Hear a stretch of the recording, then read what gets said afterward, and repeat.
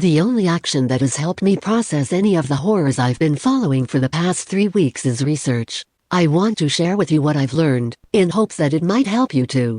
2 weeks before the 10/7 attacks of Hamas's Al-Aqsa flood, Netanyahu addressed the UN General Assembly for the first time in 3 years. In his 25-minute speech, he laid out Israel's plan for cooperating with the UAE, Saudi Arabia, Jordan, Egypt, and the United States, working together to build a corridor of commerce reaching from India all the way to Europe.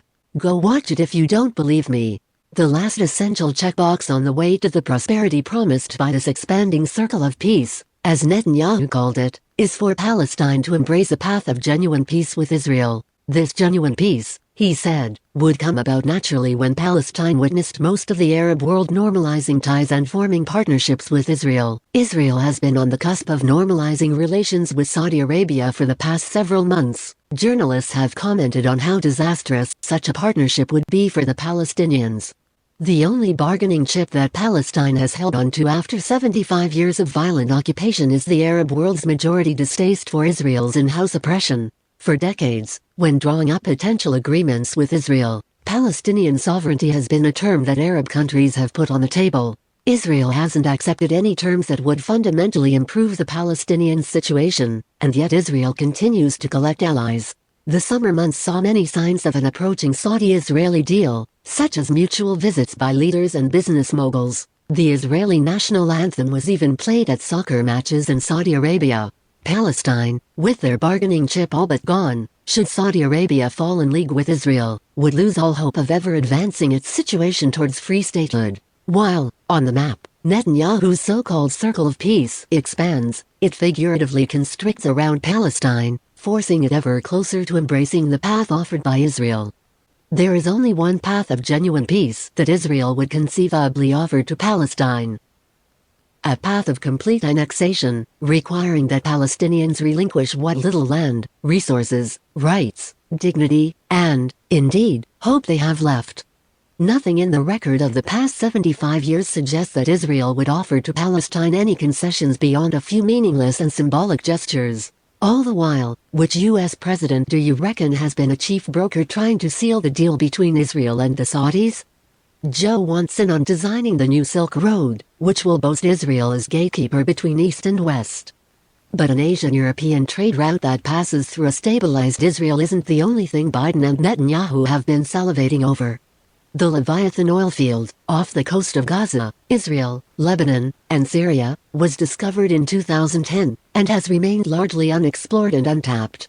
One of the largest reserves is right off Gaza, completely inaccessible since 2007, thanks to the naval blockade. Europe has been growing increasingly hungry for fossil fuels, ever since the most recent war in Ukraine and the cloak and dagger destruction of the Nord Stream pipelines cut Russia out of the energy trade picture. Wouldn't it be nice for Netanyahu and his big buddy, the US if they could just wipe Palestinian Gaza off the map and sweep it under the rug? Think of all Ben and Joe could accomplish with more oil, more access to maritime trade, more Israeli shipping ports in addition to Haifa. All they have to do is find a way to get around those pesky Palestinians. Or, perhaps, through them. If only Palestinians would accept a slow inhuman death and stop firing those annoying rockets, forcing Israel to defend itself. Light bulb, if Bombardier Ben and Bloody Joe could get enough Arab neighbors to join hands, they could peacefully intimidate Palestine into non-existence. Imagine how much the world would love Israel and the US then.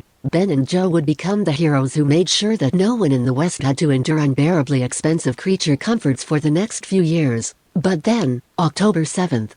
Damn, why did Hamas have to go and spoil the party? I guess Joe and Ben will have to shift tactics and just murder all the Palestinians as quickly as possible and call it self-defense.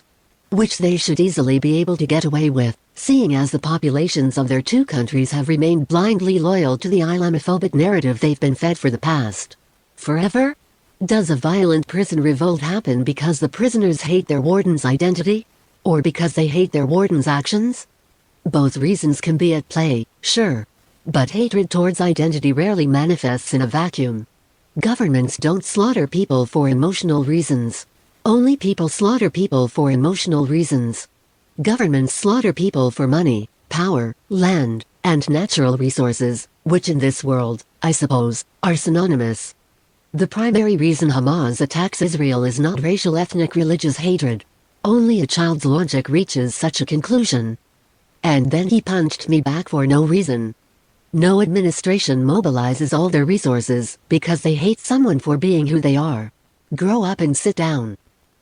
The attacks of Hamas, Old School Fatah, or any other Palestinian insurgent group are demands for Palestinian independence, worded in the only language their oppressors have taught them, violence.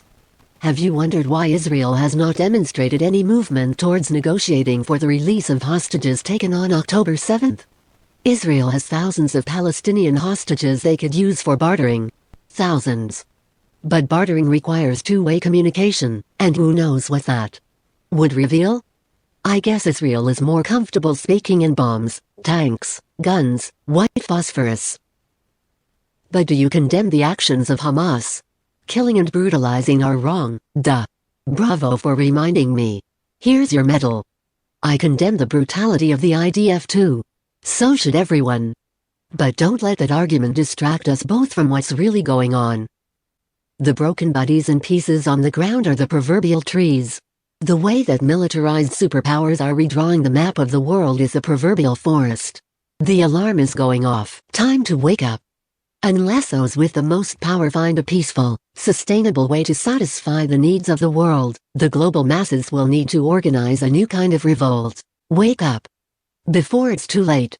Time is ticking on Mother Nature, the global economy, and humanity itself. Wake up. I'm begging you. Let's be something other than pawns and sheep. Do I know what to do about any of this? Nope. But I know that to continue to live in the dark of Western propaganda is to condone genocide and ignore the fact that you and I are beneficiaries of gargantuan blood money profits. Let's stop fighting people to people, and start fighting people to power. Peace, love, unity, respect. And yes, free Palestine.